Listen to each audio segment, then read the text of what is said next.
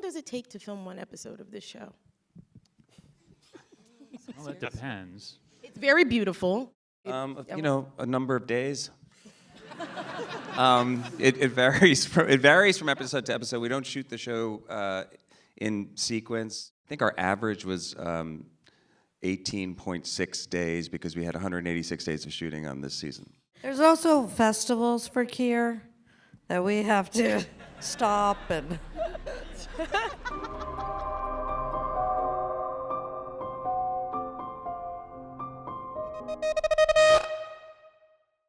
What's up, you guys? How are you? Thanks for doing this. Oh, anytime. I've been a fan of this show since day one, since first season, first episode.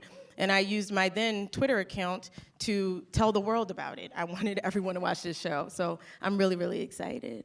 We're gonna move this really fast, you guys, because we don't have that much time. I need to ask the pressing questions first. What are the goats? Well, it's a mammalian animal, bred for meat and... Tell me what the goats are about, though, for real. It's just us in this room and whoever watches it on Deadline. Well, we saw in this episode that there is a ceremonial sacrificial component to their existence. Yes. And I believe that it was said to guide a cherished woman to Kier's door. Mm-hmm. In terms of what that means, or if there are other applications for the goats, we're just gonna have to wait. We're gonna have to wait until season 3, which was just announced.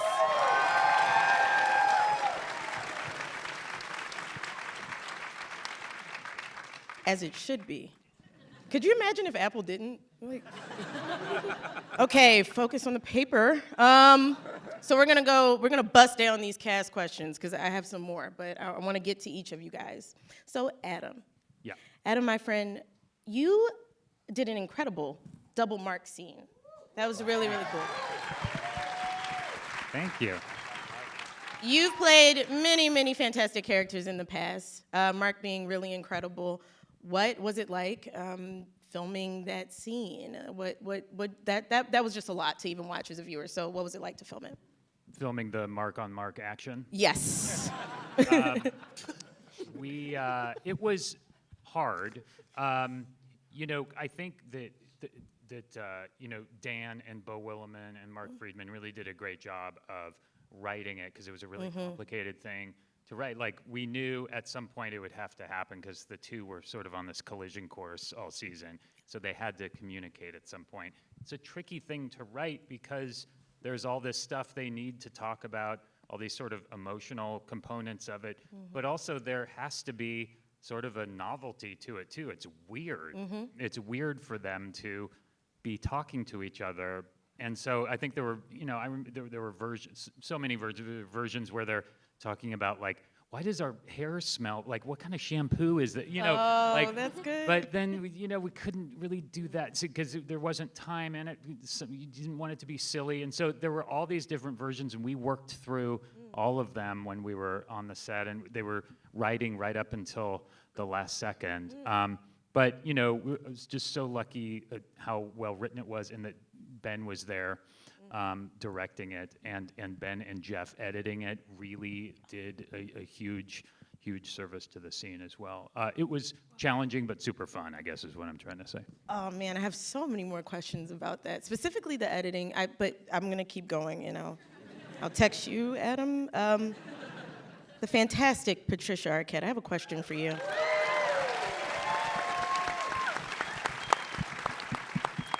So, Harmony has a major reveal with episode 8, as we learn she's the genius behind Severance. Did you know this was the case before this season? I am very curious about that, and how did that inform the way Cobell approached her responses to Lumon this season? Well, very early on, at the very beginning of the first season, we had talked about her mom being poisoned, and the company town, and the ether, and the school she went to, and all these kinds of things. And the breathing tube and all of that, and that she was instrumental. I didn't know exactly all of the things. Having said that, when she says everything, it's like you're breaking up with somebody like, I did everything. Well, did you really do everything? I mean, there were other people also doing some of everything. But anyway, she did a lot. She did. That breathing tube scene was very special. Very, very good work. Okay, Britt, hey girl.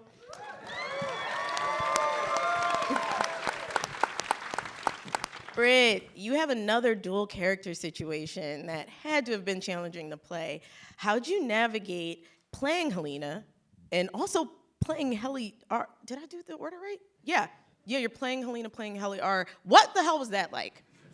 Yeah, that was a really wonderful 5D chess game that Dan gifted me. Thank you, Dan.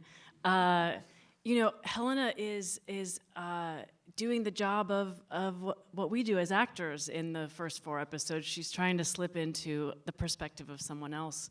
And what was really interesting to me about it was that she got to see how Mark and Irving and Dylan look and behave with Helly R. These connections that she didn't earn. And I think it really rattles her and changes the way she has been brought up in this high control company to think of the innies as subhuman. But it also opens up her own kind of understanding of herself. Yes, amazing character growth. That felt very rewarding after season 1. I just, keep going. So, Zach, my man, where are you? Hey, Zach.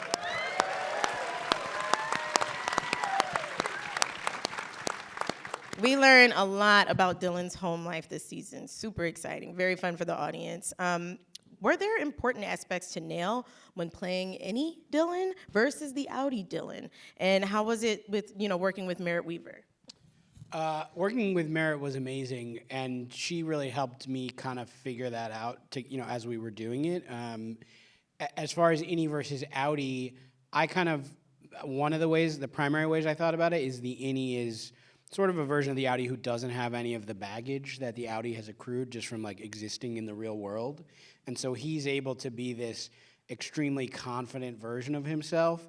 And it was really fun, kind of seeing the other version of him and then watching them learn more about each other and seeing the ways in which they kind of move a little bit closer together over the course of the season. Awesome. All right. Dichen. Oh. Hey, girl. Dichen, Gemma's reveal is one of the biggest surprises of the season. What went into playing all those different sides of her, from the backstory in 207 to all of the Innie versions of her versus Miss Casey? It was very exciting to play all the different Innies, and there was so much work that went into distinguishing one from the other. I think the most rewarding was probably going to the emotional heart of it, which was the Gemma character. And I had an extraordinary time, probably the most, it was like a pinnacle moment in my life to work with such an incredible crew who put so much detail into creating the environment around her and her look, and obviously Ben and Dan and Adam and Mark and Jessica. We spent a day rehearsing in the house just talking about, Dan, I think you were writing 10, so you couldn't be there. But it was it's fine. it was such a collaboration, and there were a lot of fingerprints on that performance, and I just feel really lucky that I got the chance to inhabit her, because we just have such a short time to spend with Gemma and have the audience care for her, and it felt like everyone was really pulling their weight to make it happen. Jen. Come on, Jen. This feels right. Jen. Jen. Devon makes quite the shift to trusting harmony with her brother's life. What do you think propels this shift? I think she's pissed as hell. Yeah. And I think she's tired. I think she's breastfeeding. I think she's got a screaming baby at home with this guy who she loves, but also maybe is not handling the feeding part very well. Yeah. And I think she's exhausted and terrified. So I think she's like, it's this plan or no plan, so let's go for it. I love that. She's breastfeeding, that's why. All right, Michael, I'm back. Was she having to pump too? Yeah. Oh, absolutely. Yeah. Are you kidding me? They had to pad my bra, if you want to know the truth, to make that look real, because the good Lord did not give me what was required for that scene. Wow. Thanks for telling us that. You got it. Love that. All right, Michael. Ricken's book is well received by Lumon. Thank you. Do we think... we think he drinks the Lumon Kool-Aid? And is he just like, is this much more? What's going on? Does he drink the Kool-Aid, or is there more here than we know? Yeah, I think he makes the Kool-Aid, he drinks the Kool-Aid, he packages the Kool-Aid. Yeah, I mean, I think he's crafted this persona and this sort of lifestyle that he's adhering to, for better or for worse, you know. Yeah. Okay, so he is a part of it. He's not nefarious. He is he. Oh, which Kool-Aid? Well, Sorry. He's not just selling the Kool-Aid. He likes His it. own Kool-Aid. Yeah. Yeah. Okay. He's dipping in his own. Okay. Wait, what is the Kool-Aid? Wait, what is the question? Yeah. What flavor? Ask him. He's Okay. basically that big thing that breaks through the wall. Yeah. That is him. He's the pitcher of Kool-Aid. Yeah. And that's why Devon is pumping. Yeah. Okay. I did acid before I came here this morning, so I'm just happy to be here. Thanks. Sarah. Where is our little Sarah? Hi. Miss Huang is such a welcome character this season, which audiences find both comical and feel a sense of sadness for her situation. Do you think she knows that her situation isn't that of a normal kid's? Does she know that? Or to her, is this internship just considered appropriate, even coveted if she into it? What do you think about her? Yeah, I mean, I have to imagine she's grown up with this company, so this is kind of her normal. And we've kind of seen like she has a similar situation to Cobell. So, I mean, maybe it's not that abnormal for the people who are a part of this, but I mean, it's definitely really sad to watch because she's not living a normal childhood at all. No, she's not. It's really depressing. Yeah. Gwendolyn. How dare you, Quinta? It's good writing. I want more from my girl, Gwendoline. We have Christie here. Gwendoline. Thank you, honestly. Lauren is certainly one of the most unique characters in Severance, which is saying a lot of unique characters here, with an interesting and intense dedication to her role. What was the most fun aspect of joining the cast and playing Lauren? So I've made absolutely no secret of the fact that I was a huge fan of the show in season 1, truly. And I really never imagined that I would end up in the show. I mean, I'm not sure, something in another dimension happened that caused this to occur.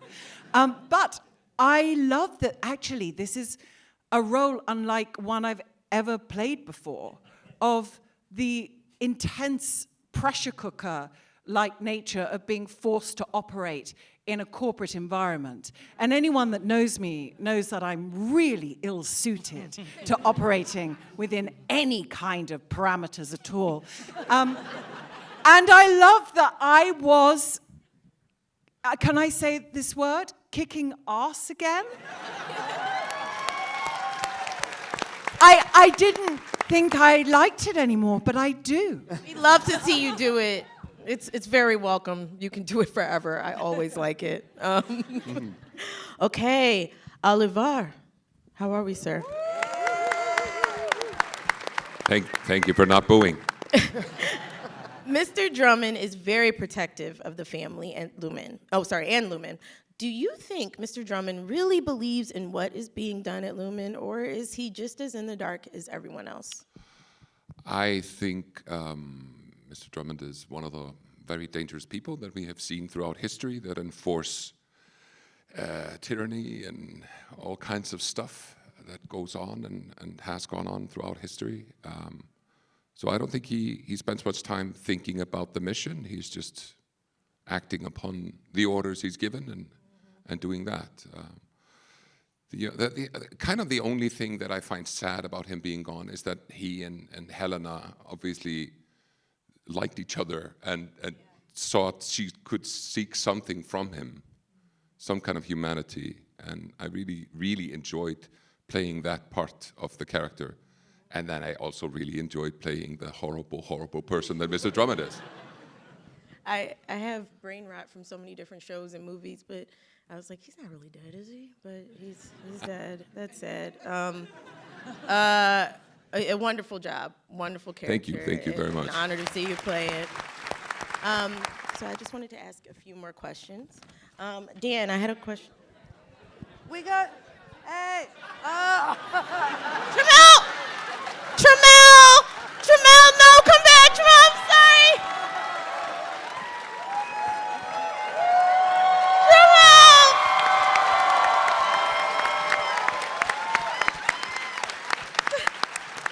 Quinta, Oh, now my you love, know I'm better. so sorry. You know better, Quinta. I talked to you backstage about everything I wanted to ask you, and I think I forgot that I have to ask it on stage. I'm so sorry. I'm so sorry, and I can't see down there because of smallness. But It's all right. Hey, Quinta. hi. So first of all, you led a rousing performance last night. I'm not sure if you guys saw. That kind of leads me to my question, which I think you get to be one of the most fun. I never know what's coming with your character as far as what you're gonna get to do on this show. Felt that way in season 1. I mean, you're able to showcase so many different wonderful skills and just different. As an actor, I really admire how much you get to showcase on this show. Thank so you. I'm just curious about what it's like. Do you know before you get a script what they're gonna have you doing? Did you know? They tell me on the day. No. No, but what's it like when you took this role? Did you know you become so many memes? So many, such a large part of the culture? Absolutely not. I had no idea, and we were all finding it, like who this guy was.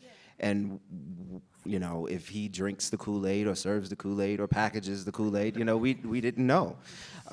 Or if he was the Kool-Aid.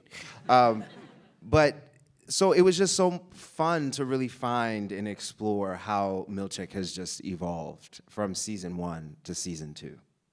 He goes from serving as Cobell's second to now running the show. And I'm just curious, and it's a very behind the process thing, but season 1, did you know that this is where he would be going, to this place of now running things? No. No. No clue. Was there any adjustment there for you to be like, okay, I have to, he's a little bit more of a clearer bad guy now? There was a moment of celebration. Said, finally, it's Milchick's turn. Yeah. Love that. Love that. Okay, so I had a question about, Dan, for you, about the writing of this world. It is so much to keep track of. It's so layered. I'm always curious about, in season 1, if you know where you're going in season 2, and now season 3. Is this kind of a challenge every day when you enter the writer's room? And from hearing that you guys sometimes are writing until the last minute, what does it take to keep track of such a vast world with these incredible characters? I have to, how do you make this question simpler? Do you have a good time writing this show?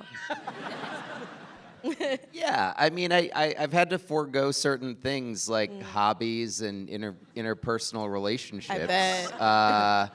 But yeah, we have a great time doing it, and it is. I think it is something where you have to find a balance between having a roadmap and knowing where you're going, and also being open to being surprised and delighted by certain things that happen as you're shooting or in the edit, where you're like, oh, that there's suddenly this whole other part of it there that I didn't foresee, and now we have to explore that. But it's a matter of kind of having a solid enough endpoint in mind that you can take those little side quests and kind of eventually weave your way back to what you were always setting out to say. Absolutely. But yeah, I mean we've got these big like conspiracy theory looking, boards up in the writer's room that make us all look like crazy people. I bet. I can't imagine. Watching the show makes me look like a crazy person, so I can only imagine. You guys are going to do a season 3. We are. I'm going to ask a question that you're going to hate, but I know that people want to know. Will it be another 3 years? Do you think we will see it soon? Well, season 1 took a long time because of COVID. Season 2, we had the strikes. Yeah, I remember. This season we're I mean, barring like a big hole opening up in the earth and just swallowing all of us down into the magma. I think it should be faster. Ben? Yeah. Yeah. There's also an asteroid that might hit the Earth. Well, there was an asteroid, but they're saying now it probably won't. Okay. So I think we're going to be okay. So definitely, yeah, less than 3 years. Yeah. No, I mean, that was, yeah, of course. We want to Yeah. try. I mean, we don't, there's so many things that happened. There's so many things. But, Hey, yeah. can I say something though? Thank you for, look, if you're gonna wait that long, you really want it to be good. Thank you for giving us a very good season of television. So thank you. Yeah. It's okay. Take all the time you need. Yeah, I mean, we were so grateful that the audience was still there. Honestly, like Yeah. you don't know, 3 years is a millennium, really, in Yeah. culture. And so, but we did feel when we were working on it with all the things that were happening that it was that sort of thing of like we have to make sure that we are putting something out there that we feel good about when we finally get out there. Maybe sometimes it takes longer, but you have to hopefully trust that it'll be worth it. So Totally. we're grateful that people were there. And so are we. I like the idea of taking our time as audiences to receive good work. Everything doesn't have to be so fast. It's nice when you're just getting good things to watch. Do you guys have a favorite fan theory online? There's been many. I don't know if you see any of them, and this is for everyone. Writers, directors, Recently, producers, actors. there's been a theory I've seen more than once that Ricken is a goat. Yes. Oh, yes. I know that one. I like that a lot. But Yeah. I think it's a typo because it was supposed to say the goat. That's Also not a makes theory. sense. That's a fact, Michael. There's something about Milchick about like it's still whether or not he's actually bad, which I think is very interesting. And then I've seen some about Lauren. Just what is going on? I think that's really. I think it's maybe it's not a theory. It's just what is the question? We're all asking. You know, it was cool when they were getting ready for her, and they were coming together with all the costumes and everything. I was in the makeup trailer for something, and they were making all these different wigs with braids, and they were talking about this one has a wig for fall, a braid for folly, and a braid for this. This one is braided like this kind of basket, which is like a cornucopia. And they were making all these test kind of ideas, which were so cool and so wedded with this, whole Lumon ideology in her hair. I really feel it's a very collaborative show.